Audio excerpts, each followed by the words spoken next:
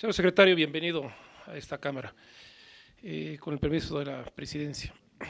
Mi pregunta va relacionada con el tema del IVA a la educación, aunque ya lo dijeron que no es usted el secretario de Hacienda, pero es importante mencionar que se va a hacer un trastorno económico al subirle el IVA a las colegiaturas. ¿Por qué razón? Porque los padres de familia que no llevan a sus hijos a las grandes instituciones donde se pagan colegiaturas de 10 o 15 mil pesos mensuales, según el número de materias que tengan, pues tienen un poder económico muy alto.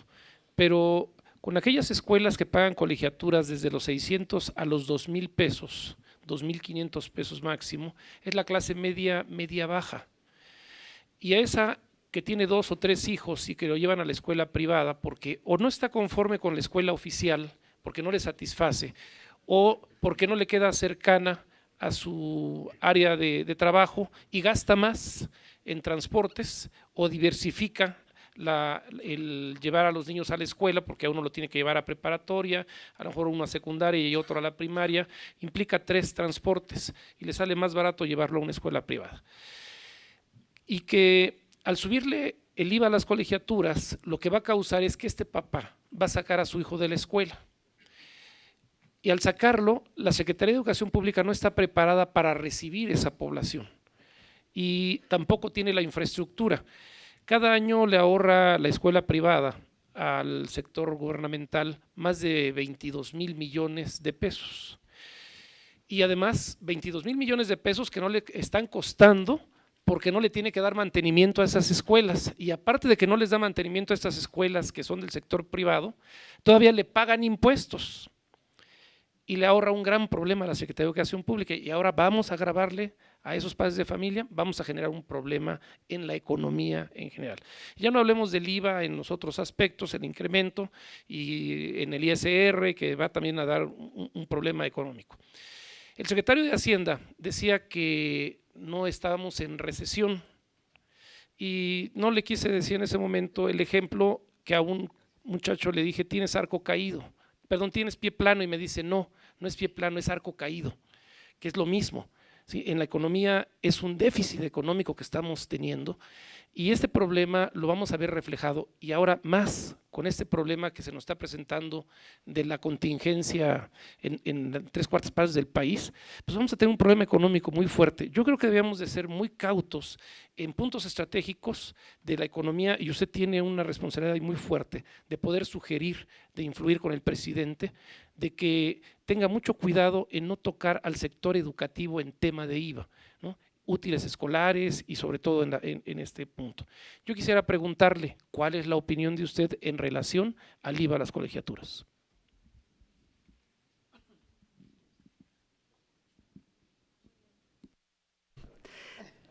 Para dar respuesta, el secretario. Diputado, primero le agradezco el que desde el inicio de su pregunta haya sido usted claro de que en mi caso no soy el secretario de Hacienda, pero sin embargo eso no me exime de la responsabilidad de tener una opinión sobre el tema fiscal mexicano. Como economista creo que tengo la responsabilidad y esa opinión no dudo en compartirla con ustedes.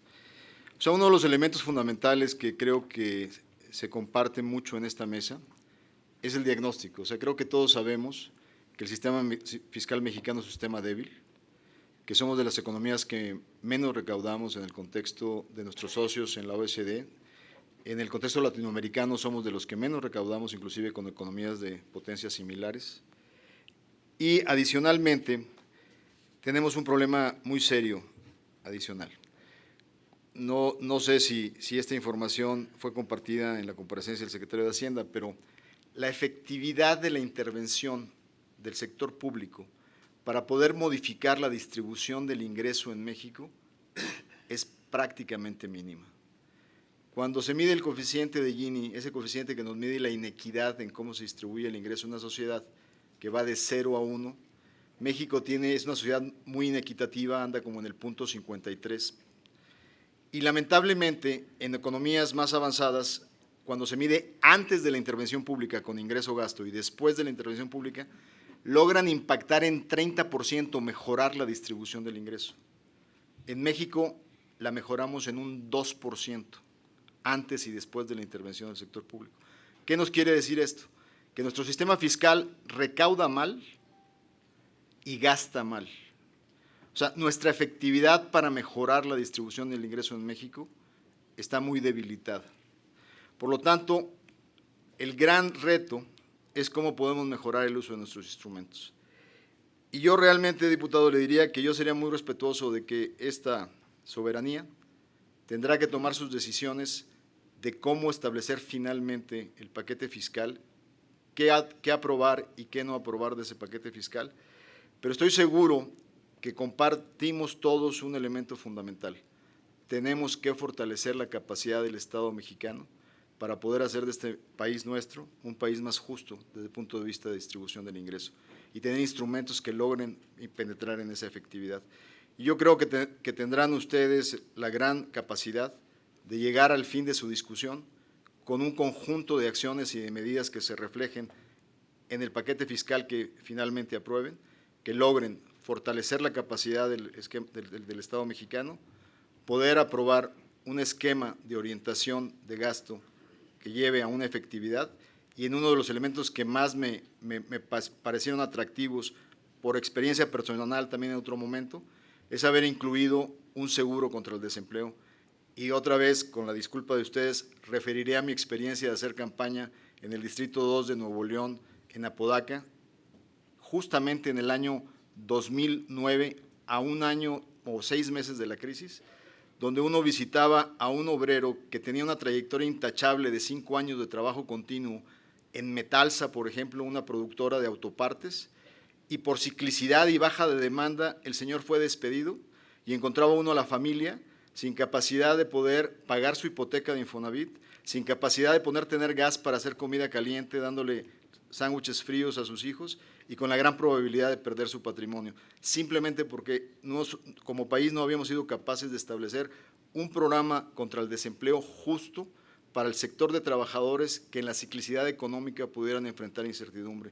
Somos el único país en la OECD que no tenemos un programa de esa naturaleza, y para mí tener una medida de un programa de desempleo controlado que no incentive la holgazanería, sino simplemente le dé un seguro merecido a quien ha tenido un esfuerzo productivo, me parece uno de los elementos muy positivos en este paquete que ustedes están analizando.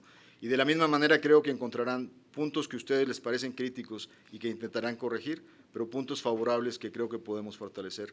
En resumen, habrá quien le guste ciertas medidas y quien rechace otras. Obviamente ustedes tienen la necesidad de defender el interés común, pero de los actores externos, pues depende cada quien qué intereses tiene, y es la crítica que establecerá a este paquete en conjunto. Lo que sí sabemos es que necesitamos fortalecer la capacidad del Estado mexicano en recaudación, necesitamos eficientizar la capacidad con la que gastamos y realmente poder incidir en la reconversión de un país más justo desde el punto de vista de equidad de distribución. Esos serían mis comentarios, diputado, y yo estoy seguro que ustedes tomarán la mejor decisión cuando el momento venga. Gracias, señor secretario. Para comentarios, igual hasta por 3 minutos, de igual manera, el diputado Víctor Manuel Jorrín Lozano. Adelante. Le agradezco su respuesta, pero también le comento que hago la referencia de que usted puede influir en el presidente de la República, porque en esta Cámara no se toman decisiones por parte de todos los diputados, se toman acuerdos con el presidente y ya vienen los acuerdos hechos. Aun cuando aquí dijéramos que de uno por uno, que estamos en desacuerdo con el IVA en las colegiaturas, a la hora de votar siguen la línea de lo que dice el presidente. Y esto es una situación real, no denunciada ahorita, sino desde el principio del inicio de esta Cámara. Yo lo que creo es que habrá que convencer al presidente y a todos los actores que están ahí cercanos a él de que es importante cuidar a la clase media, media-baja, que no vayamos a darle otro golpe a la clase media para que se nos haga clase pobre y la otra pobre más pobre.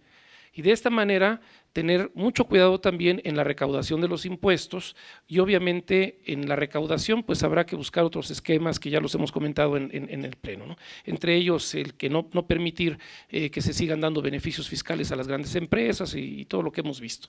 Yo le felicito por la transparencia que lo está haciendo este comentario y creo que entiende muy bien el concepto económico de lo que está pasando en el país. Yo solamente le comento que la gente dice en la calle, no hay efectivo, no podemos tener crédito, no podemos desarrollarnos y estamos cerrando las empresas. Y por esto es muy importante entender que también la escuela, aunque sea una concesión, es una pequeña empresa y las que predominan son las pequeñas empresas de las escuelas. Obviamente está viniendo un cambio y le hago este comentario para tener muy clara la película de la educación. Ahora se están haciendo las grandes empresas de escuelas con capitales extranjeros y van a empezar a desplazar a la pequeña empresa familiar que han creado los maestros que crearon su escuela, su pequeño, MIPYMES, y que ahora le vamos a dar un golpe y va a desaparecer. Hay que tener mucho cuidado en ese sentido. Y también, ¿por qué no pensar a lo mejor en una propuesta, había que analizarla como la que tiene el Seguro Social, de la subrogación de servicios en algunas áreas de guarderías, y también podría ser hasta más económico para la educación en el gobierno federal. Es cuanto.